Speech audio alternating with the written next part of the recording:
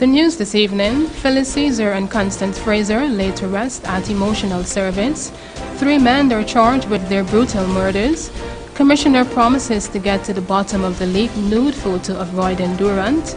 Canoe abandons cocaine disposal after officers fall sick at sea. We'll take a look at regional news, world news, and the weather.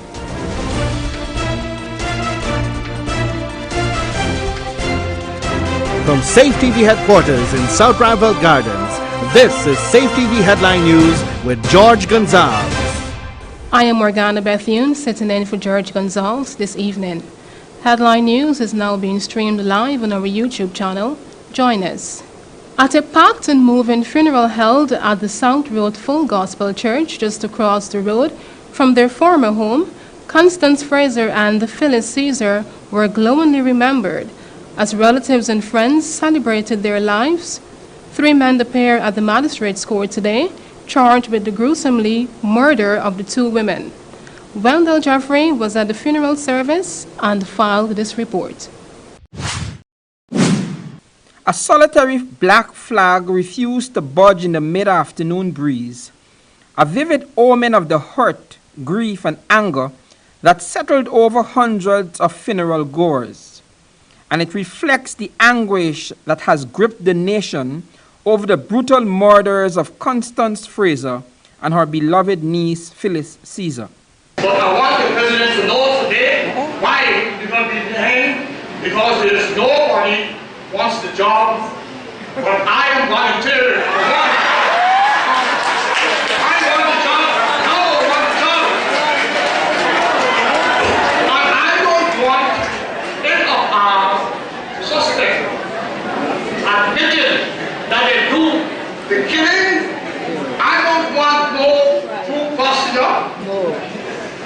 The next 2-3 days, you come to me.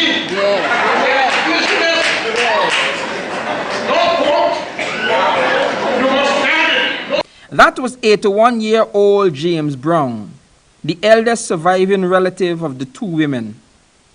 The South Road Full Gospel Church was bursting at its seam, with special guests, curious onlookers, and hundreds whose lives were touched by the deeds of the 2 beloved spiritual mothers. The entire block around the church was cordoned off to facilitate the massive turnout of well-wishers. Even the guest book had to be removed from the foyer to facilitate the crowded overflow. However, amidst the outpouring of grief, there was a constant reminder of the full and benevolent lives of both Constance and Phyllis. Mother Fraser, as she was known by many of us, has lived a selfless life. Hello? Ladies, sir. These are our 2 lovely senior citizens. That was Apostle E. Williams, Superintendent of the Full Gospel Fellowship, and Miss McGowan, a fellow church sister and close friend of the deceased. They were speaking as part of the very moving tributes. Jem Fraser, a daughter of Constance Fraser, said that her mother's beauty was what attracted her dad. By her contemporaries as one of the prettiest girls in the village. Minister Valda Lawrence, representing both the government of Guyana and the PNC, of which the ladies were both active members, paid tribute at the funeral. As the minister was leaving, Channel 2 Headline News caught up with her and she spoke candidly. It seems as though life does not have meaning.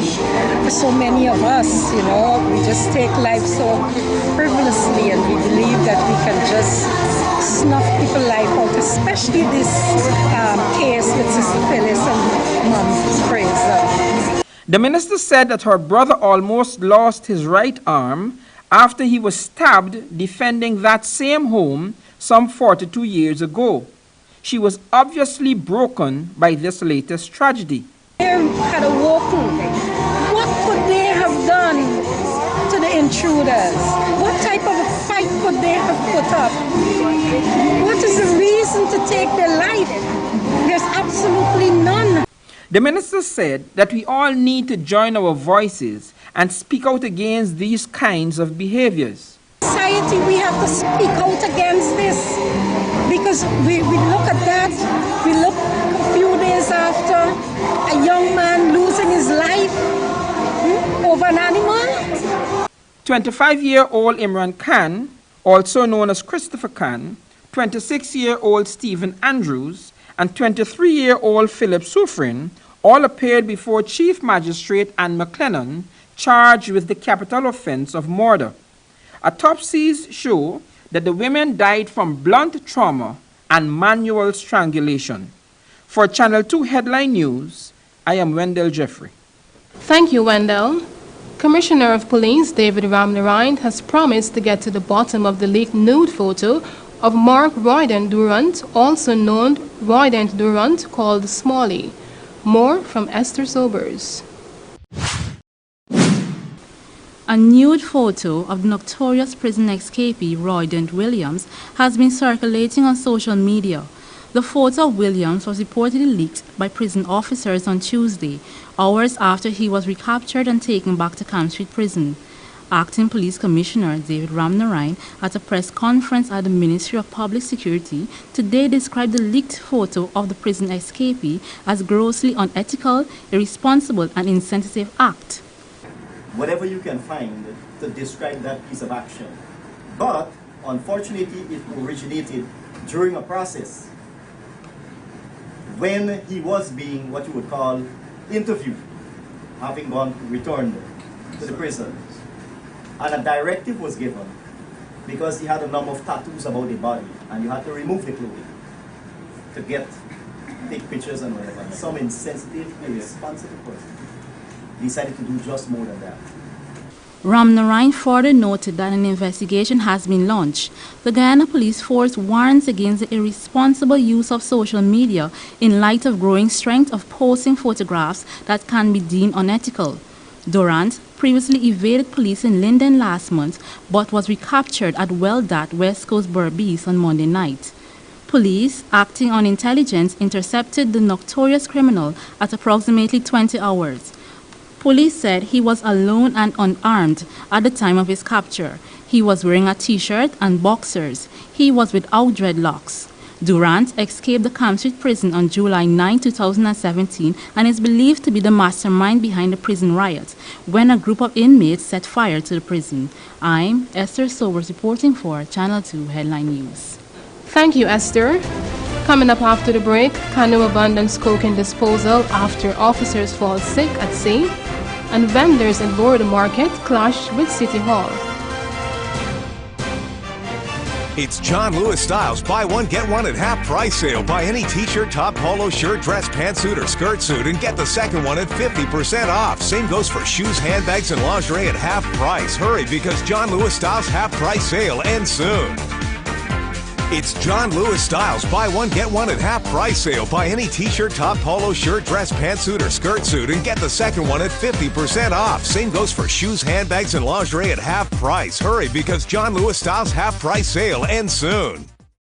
At GTT, Pinktober is the month we celebrate the lives of those we love. Pinktober is a time we raise breast cancer awareness. And Pinktober is the moment we all come together to make a difference. During Pinktober, your $2,000 purchase at GTT gives you data, a ticket to see Chronix, Travis Green, or your favorite dancehall act, and $500 goes directly to the Guyana Cancer Foundation. Together, we can make a difference. Do more with GTT, Guyana's #1 network.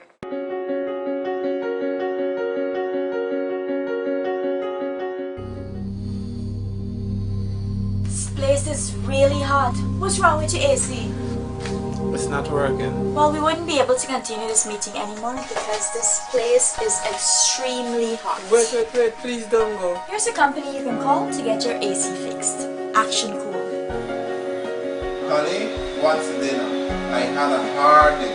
I'm sorry you have a hard day, but guess what, babes? I didn't cook today because the stove is not working. Having trouble at home or at the office? Then call the professionals at Action Cool. Our fully trained technical team have the skills and experience in repairs of all air-conditioned units, refrigerators, gas stoves, washing machines, and a whole lot more. For further information, visit us at 86 Hill and Princess Street, Mandela Avenue, Georgetown, or call us on telephone number 225-7867. Welcome to Kissoon's Furniture. Find everything you need for your home and more under one roof in our newly decorated showroom. Our locally crafted furniture has been perfected over the last 60 years. From our hands to your home, we also bring to you our newly introduced lines of imported furniture and sleep center, where you can find a wide range of beds and mattresses.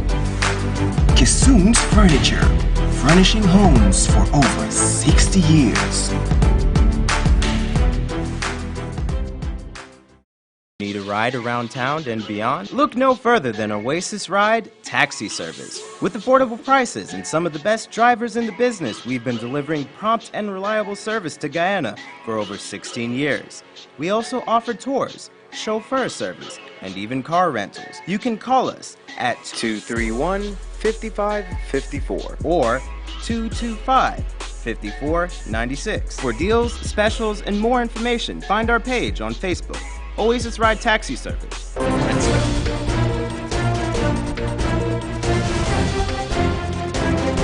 Welcome back. Several canoe ranks fell ill attempting to dispose of cocaine seized over the past 4 years. Here is Grace Hudson with the details. Over 318 kilograms of cocaine seized between November 2013 and January 2017 was slated to be broken down and disposed of by sea. However, canoe ranks were only successful in disposing 44 kilograms due to health emergencies. And what we have found is that a total of 44 kilograms, 584 grams was disposed, and therefore giving us a difference of 273 kilograms, 502 grams of narcotics, and that being cocaine, returning to the stores here at headquarters Ghana.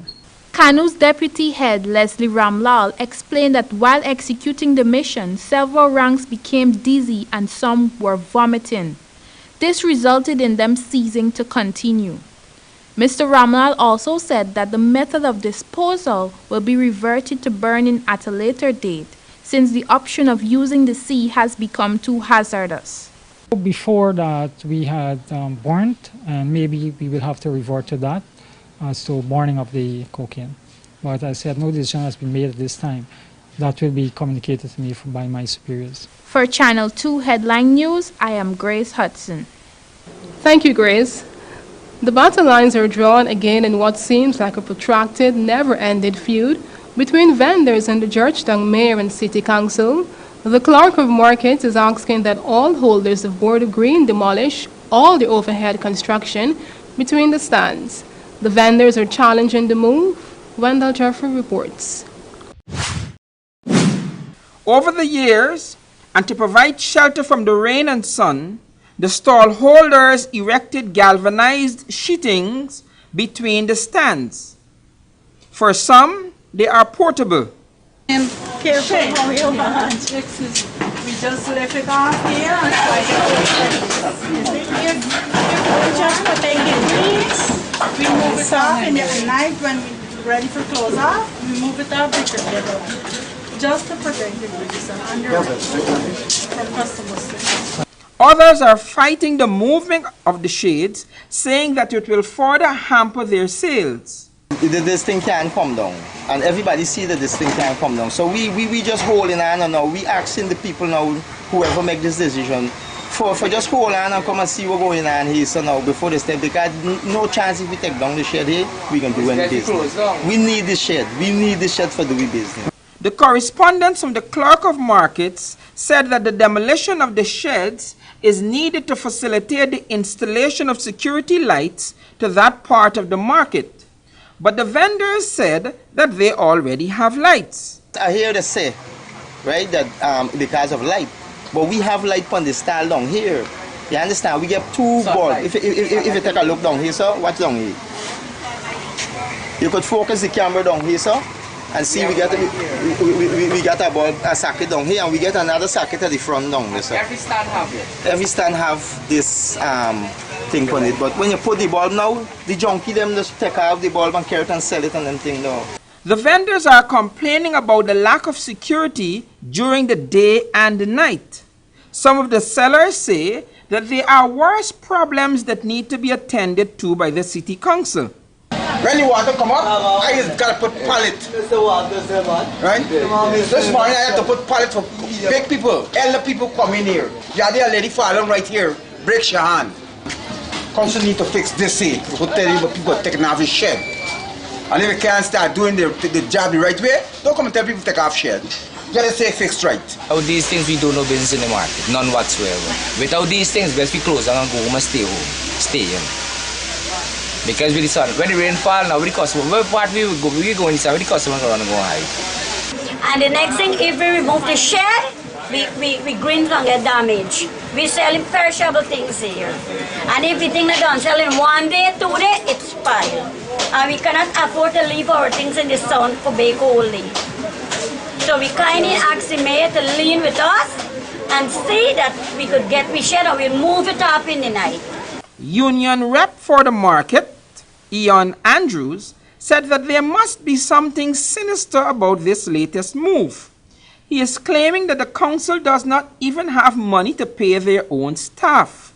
He questions whether they can afford to run lights in the market. The council, yes, needs to do things. I don't know if they have money to run anyway. Because up to now they can't even pay the staff. People punishing right inside. And so they are not an important thing that they could have been addressing instead of this. Because if you had come just a bit earlier, notice the little rainfall, the whole market was flooded.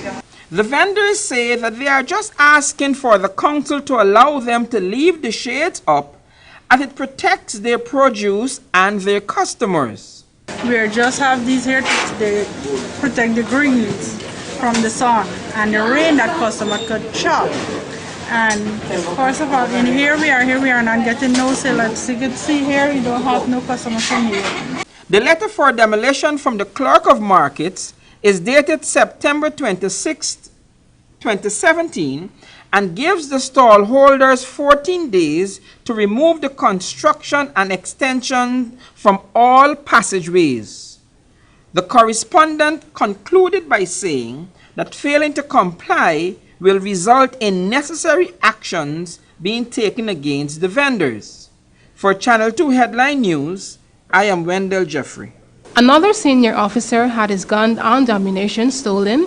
As Esther Sobers reports, Superintendent of Police Lyndon Alls was not at home when his home at Diamond was broken into. Here is Esther Sobers with more. According to police reports, the home of the Superintendent of Police Lyndon Alls was broken into. The house at 13th Avenue Diamond, East Bank, Demerara, was said to have been ransacked between 8 hours on Sunday, October 8, and 15 hours on Monday, October 9, while the senior officer was overseas. Upon returning, Mr. Alls first discovered a door on the first floor breach. After further investigation, he found his licensed 9mm pistol, 50 matching rounds, cash and other valuables missing. Reports revealed that the house had been secured on Sunday with the firearms and ammunition in a wardrobe, and nobody was reportedly at home at the time of the incident. This is the second time in recent weeks that a senior officer had his gun and ammunition stolen. Officer in charge of the Guyana Police Force Special Weapons and Tactics Unit Department Superintendent Lonsdale Whitwright was robbed at gunpoint at Industry Seawalls, East Coast, Demerara.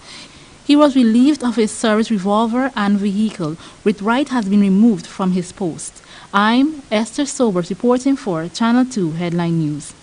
Still ahead, we have our regional news, world news, and the weather forecast. ride around town and beyond? Look no further than Oasis Ride Taxi Service. With affordable prices and some of the best drivers in the business, we've been delivering prompt and reliable service to Guyana for over 16 years.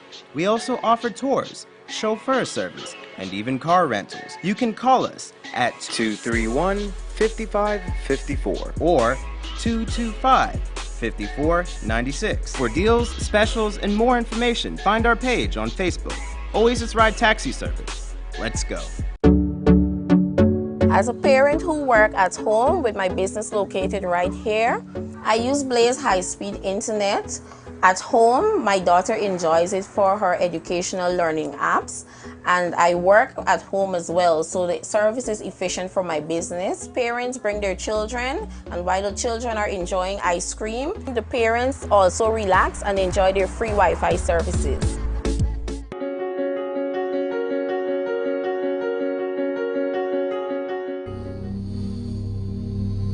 This place is really hot. What's wrong with your AC? It's not working. Well, we wouldn't be able to continue this meeting anymore because this place is extremely hot. Wait, please don't go. Here's a company you can call to get your AC fixed. Action Cool. Honey, what's dinner? I had a hard day. I'm sorry you had a hard day, but guess what, babes? I didn't cook today because the stove is not working. Having trouble at home or at the office? Then call the professionals at Action Cool. Our fully trained technical team have the skills and experience in repairs of all air-conditioned units, refrigerators, gas stoves, washing machines, and a whole lot more. For further information, visit us at 86 Hill and Princess Street, Mandela Avenue, Georgetown, or call us on telephone number 225-7867. It's John Lewis Styles buy one get one at half price sale. Buy any t-shirt, top, polo shirt, dress, pantsuit, or skirt suit and get the second one at 50% off. Same goes for shoes, handbags, and lingerie at half price. Hurry, because John Lewis Styles half price sale ends soon. It's John Lewis Styles buy one get one at half price sale. Buy any t-shirt, top, polo shirt, dress, pantsuit, or skirt suit and get the second one at 50% off. Same goes for shoes, handbags, and lingerie at half price. Hurry, because John Lewis Styles half price sale ends soon.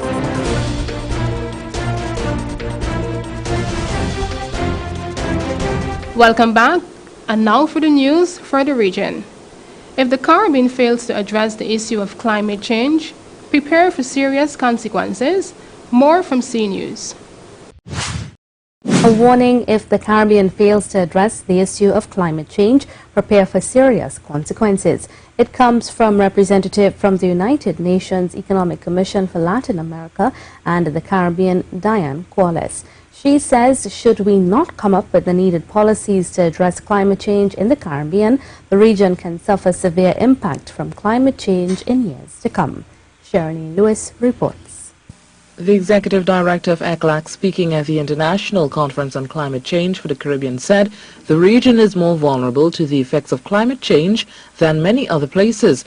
Compounding this, Ms. Quales said, was the fact that 70% of the Caribbean population lives on low elevation coastal areas.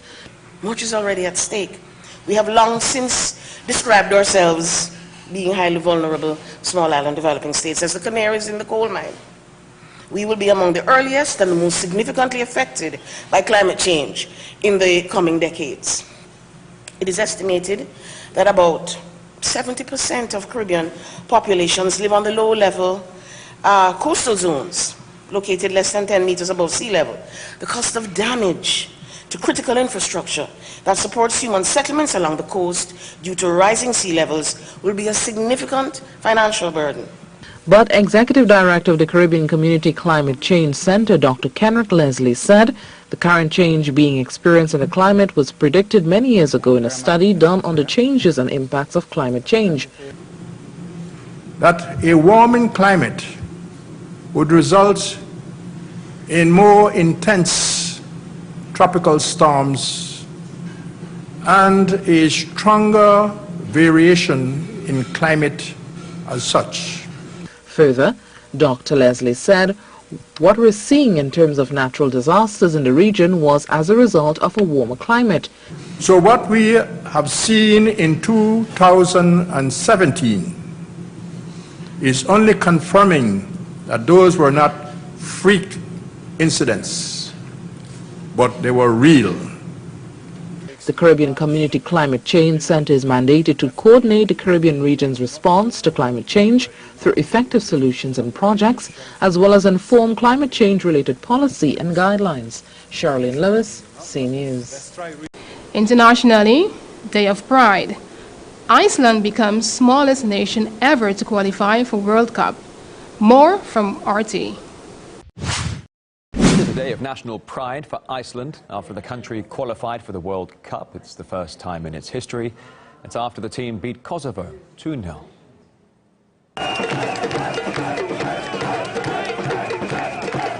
Crowds across Iceland celebrated the country, booking its place in next year's finals here in Russia.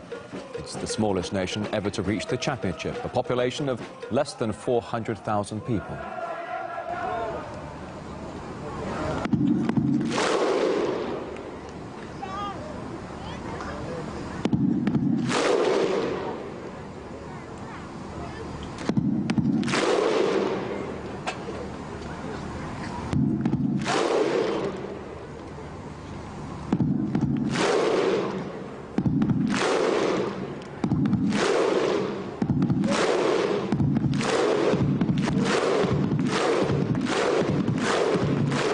Iceland's Prime Minister revealed to former footballer Stan Collymore the secret of just how his tiny nation surprised the pundits and defied the odds. How do you feel as Prime Minister of the smallest nation ever to qualify for the FIFA World Cup? Well, I'm just simply extremely proud on behalf of the players and on behalf of all Icelanders who have been following them very closely for a long time now. Proud is the way I feel. If you really work hard, you can achieve amazing things. And that is, for me, the most valuable thing. Investment in pitches, AstroTurf pitches, coaches, pitches at schools. Yeah. It's now bearing fruit. This is no miracle. This is something that happened a decade or so ago and is now starting to produce. It's not just about professional footballers, but people that are enjoying their sport, and Iceland is a huge sports centre now. Yeah, artificial turf is what we are introducing now, and it's been happening over a long period. And what the clubs are doing for the kids, straight out of school, they go to the clubs and they can use the facilities. And what is happening in their social life is also reflected by their participation in different sports. When I was growing up, there was this 1 or 2 odd girls that were practicing. Same in England? Football. Now my girl is 13.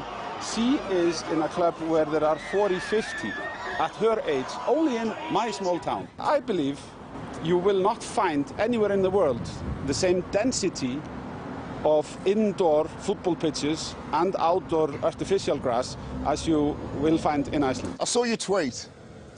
To Russia with love. Yeah. Are you going to go? There are going to be lots of heads of states there, prime ministers, presidents. Will you be one of the Tolvan in Moscow or Sochi or St. Petersburg? I'll be doing the who. Yes, I'll be going. Well, if Iceland's success is whetting your appetite for next year's World Cup here in Russia, don't miss the Stan Collymore show coming soon on this channel. I've played for many clubs over the years, so I know the game inside out. Football isn't only about what happens on the pitch or the final score. It's about the passion from the fans. It's the age of the super manager, billionaire owners, and spending 220 million on one player. But it's an experience like nothing else on earth. And because I want to share what I think and what I know about the beautiful game, I agreed to one more transfer.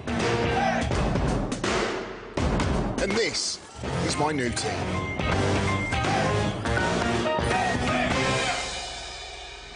And now for the weather forecast.